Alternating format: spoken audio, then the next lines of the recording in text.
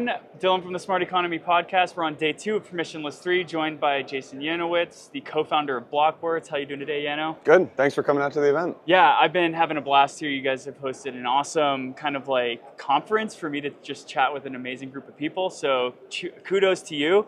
Before we kind of like dive into the conversation, what's your genesis into crypto? How did you get here and how did you know you needed to be building in blockchain? Backstory is was spending a year in Hungary. My family's Hungarian, if you trace it back to some of the lineage. And this was 2015, and my Hungarian friends got me really into Bitcoin, right? They came from, their parents lived under Soviet Union, communist regime, 1950s, 1960s Hungary, not a good place to be. And so they loved they loved Bitcoin, right? Mm-hmm. Not even from you can make a bunch of money from it, but just from this idea of like self-sovereign money. Moved to New York, worked at a venture firm, started seeing some early crypto deals, BitGo, Coinbase as they were raising early on, realized there's this whole economy being built on top of crypto rails, and realized that the biggest thing that we thought was missing to move the industry forward was good information. So that's what led to Blockworks. Yeah, that's how I ended up in the space too. Back in the day, like 2017, you could say the government of China partnered with a coin and then it would moon like 30% for no reason at all. Yeah. Yes, Neo. That's actually the ecosystem I spend a lot of my time in. Nice. So when you founded Blockworks, what was kind of like the friction that you had to overcome in order to maybe get seed funding for Blockworks, to find quality writers? Yeah. Were you just kind of like grasping in the dark, or were you like collaborating with seasoned journalists? So we actually built a media company ass backwards, basically. So the way that you're supposed to build a media company is to do what you're doing, which is create amazing content, and then maybe one day you build a big audience, and then you wake up and you're like, oh my God, I need to monetize this thing. So you go launch events, and then you go run some ads. We did it the opposite way, which is we started with events. So in 2017, the crypto scene in New York was right at the time of ICOs. Mm-hmm. All these really scammy meetups. Yes. You know, 22-year-olds yelling from the rooftops, Bitcoin's going to bring down the banks. And so our kind of wedge into the industry was, hey, we think we can go host these institutional meetups. Then we did podcasts, then we did newsletters, and it took 3.5 years to actually launch the media business as we know it today, which is journalists and reporters, writing news and creating news. So the biggest blocker for us was that none of the institutions wanted to come to our events and speak, but our brand was that we were an institutional crypto information platform. So it was a lot of cold emails and cold calling. Yeah, were you able to like leverage the networks that you built through the time in BC, and like when did we start getting institutional interest? When did you stop getting laughed out of the emails, or your cold emails were being responded to? Yeah, there was a moment in time, to definitely leverage the early network. But really, it was we would wake up, my co-founder and I would wake up at 4 a.m. every morning and send like hundreds of LinkedIn outbound messages every single day to start the business. And that was really just like how we started. There was a moment in time when I can say the industry went from retail to starting to pull in the institutional crowd.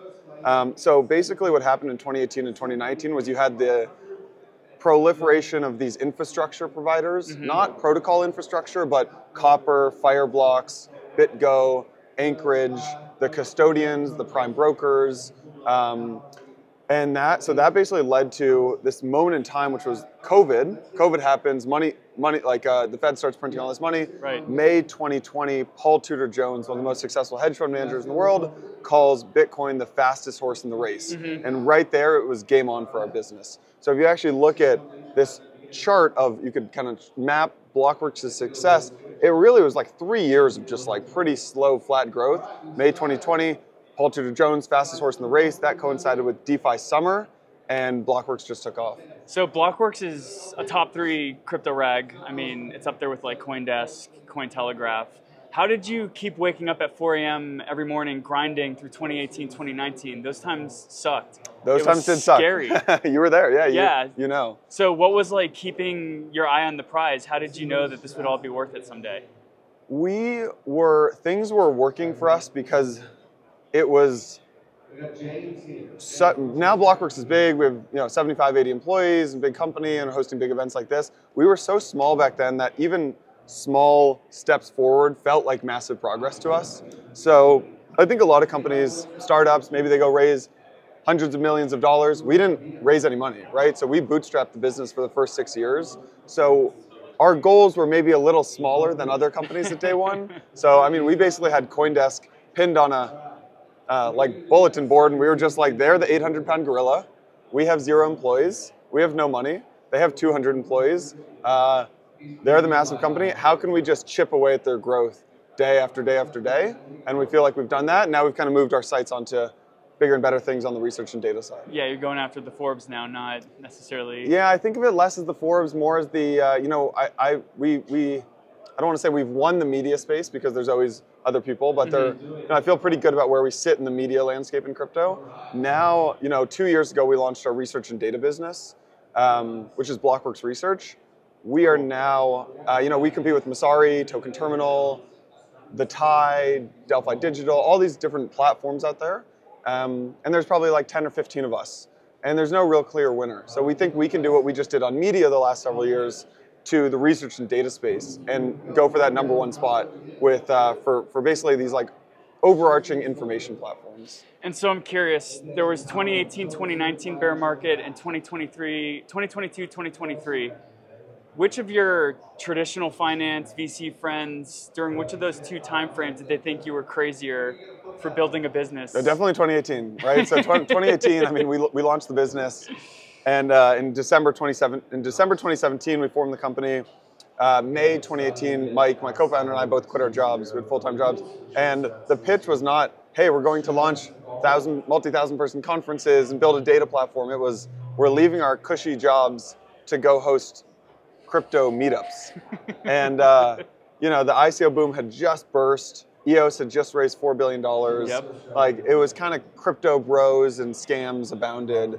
And yeah, that's when people really thought we were crazy. And then fast forward a year to 2019, we started to wonder if we had, you know, kind of made the right decision. I remember having beers with Mike one night. We're like, man, what would you do if crypto didn't exist? And we were talking about getting a job at Netflix, whatever. Fast forward to 2023, like you were saying, there's never a question of, will crypto exist or not? Will Blockworks exist or not? It was maybe not that fun, but there was an existential, basically, question about crypto in 2018 and 2019. That wasn't the case with 2023. Yeah, I remember looking in the mirror. I left an urban planning career, government job, great healthcare, all that. Definitely looking in the mirror in December 2018, and then again in December 2019, wondering what the hell I was doing. Yeah. Since you've been like knee deep in the space, you've watched all these narratives come and go since 2018. What do you think is the most impressive about how far we've come as an industry in the past 6 years? And what do you think we're still missing? We have real product market fit with a select few amount of things, which are things like stablecoins, right? Things like moving money on chain. So if you think about, like, I think my thesis and Blockworks' thesis is that what the internet did for information, right? It made it completely democratized information. It made information move in real time all around the world, basically free. Crypto rails are going to do the same for value. So what the internet did for information, crypto is going to do for value. So I care about one metric. I don't care about all these. I don't care about like total users, active addresses, revenue of these. I really don't care about those metrics. I care about how much value is moving on chain. And if you zoom, obviously crypto moves in these violent booms and busts. But if you zoom out, year after year, more value moves on chain. And that's, I think, the most exciting thing. And so maybe like an internal metric for running a crypto rag is seeing the caliber of people who want to write for Blockworks. Right. So are you starting to see now, like I got my start, former urban planner, wanted to cover things in an objective, fact-based, non-sensational manner. This was a cutting edge industry. My colleagues were like, let's give this guy a shot.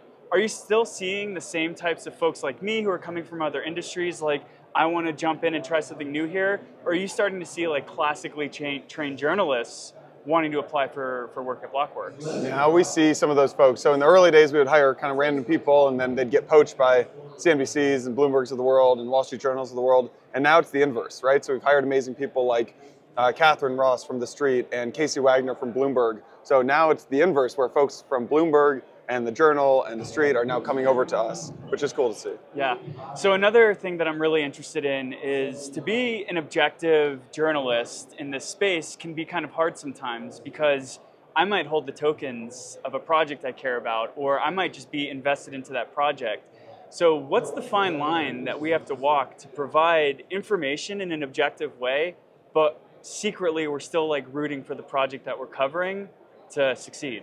So I don't think there needs to be any like secret or fine line. Like there are multiple lines in the sand. So one really strong line, the most important line in the sand is not even that one. It's the line in the sand between sales and editorial, right? So let's say our sales team is selling a big deal to, Polygon or Solana, but then our reporter, one of our reporters is writing a story on Solana. Those people cannot talk. Got it. That is the first thing that I've seen media companies in crypto. If you go to the Journal or Bloomberg, very fine, like strong line in the sand. Crypto media publications, it's a fuzzy line, right? So one thing we've done is take a very strong line between those two folks. All right, that's the first thing. The second thing is on holding tokens, we actually take a different view on this than a lot of mainstream publications. I would encourage reporters and podcast hosts, newsletter writers, and our research analysts to use the tokens, to buy the tokens, to use the protocols, because in my view, how can you possibly cover Uniswap and Aave without ever having borrowed anything on Aave or swapped a token on Uniswap? Yeah. I don't think you'll have the world's best coverage if you've never actually played around on chain. And so I would encourage folks to do that. For us, the biggest thing when it comes to that is everyone's going to have bias. Actually, you need to be as clear with your reader as you possibly can about what that bias is. So I don't think crypto people are the only ones with bias. People at the Journal have bias. People at the New York Times have bias. Sometimes it's financial bias. Sometimes it's political bias. Sometimes their uncle, works at the company that they're reporting on and they don't discuss, right? There's bias, and every human has bias. For Blockworks, we just believe that you need to be as transparent with the audience as humanly possible with financial disclosures, discussing what's sponsorship, what's an advertisement, what's a normal coverage. So yeah, Totally. that's our belief on it. So this is the third year of Permissionless. Clearly you guys are like raging. You Yeah. keep doing this year after year. Yeah. There's probably going to be a Permissionless 4. What are some of like the key lessons you've been learning from hosting a premier event and doing it year after year after year? Every year it gets easier. So this is we have two conference brands. We have Permissionless and Digital Asset Summit, DAS. DAS, we're coming up on our March 2025 is our 10th DAS. Wow. Right? It's going to be in New York. That event, big margins, a lot of sponsorship money, tickets sell out months in advance, incredible event.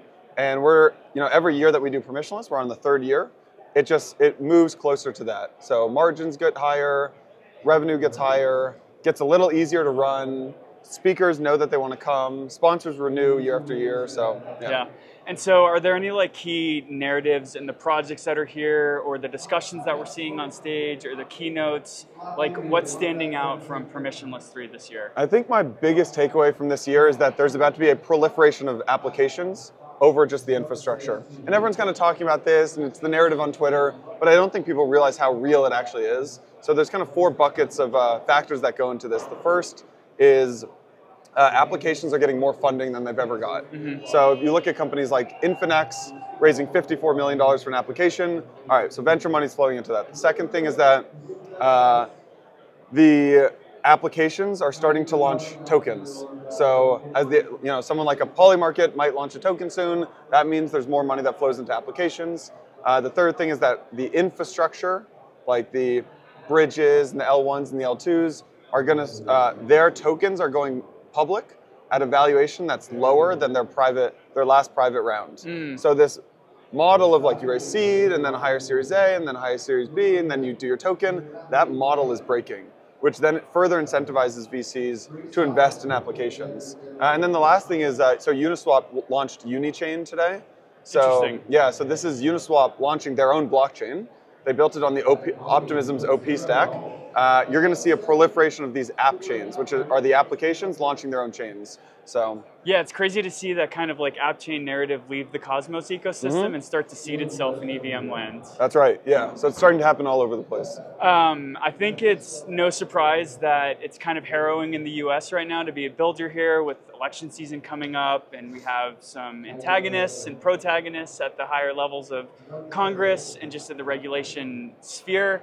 Where do you think we stand here in the States when it comes to like attracting and maintaining builders? Do you think this regulatory uncertainty is scaring away people.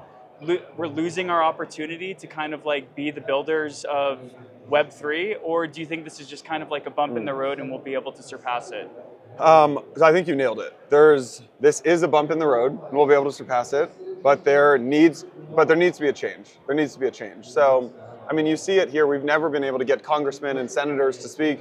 We have, tons of congressmen and senators. I was at a dinner with Congressman John Curtis last night, who's taking Mitt Romney's seat in the Senate in Utah. He's incredibly pro-crypto, right? Mike Lee, senator from Utah, is coming to speak. Wiley Nickel. Tom Emmer spoke yesterday. Yes. These folks are speaking at crypto conferences. However, if you look at a lot of the founders, they are moving to places like Dubai and Singapore still. You went to Token, crazy event. There's a reason for that. Like, the energy has shifted overseas, and I think it's a pivotal next 12 months for the administration and Congress and Senate to bring U.S. founders back to being excited to build in the United States. Yeah, I agree. Yeah. So kind of like zooming out, wrapping up, you guys are launching you might have already launched the research department. What are some kind of like key facts or things that people should be looking out for in terms of wanting to purchase the publications that Blockworks Research releases? Yeah. We have three sides of the business. So we have these conferences. We have the media business, where we own the largest network of podcasts and newsletters in the industry. We launched our research and data platform 2.5 years ago. The newest thing for us is that we launched this kind of fourth arm, which is Blockworks Advisory, yesterday. Cool. It's a protocol services business where, because of our work on the research side, our analysts have gotten deeper into the weeds than really anyone in the industry on, protocols like Uniswap and Arbitrum and Wormhole and folks like that. So the protocols are now starting to hire us as almost a consulting business. Totally separate from our media side, obviously, but that's one of the things I'm most excited about today. Cool. Well, congrats on the growth and the launch of your fourth branch. Yeah. Who do you want to talk to, and what's the best way they can reach out to you? Talk to anybody. Love talking to new founders. We're not raising. We've only raised one round in 7 years, so we're not actually looking for investors, but always looking to talk to new founders, especially someone building on chain. I am at Jason Yanowitz on Twitter, and look forward to chatting with anyone. Thanks for the time, Yano. Thanks, Dylan. Appreciate it.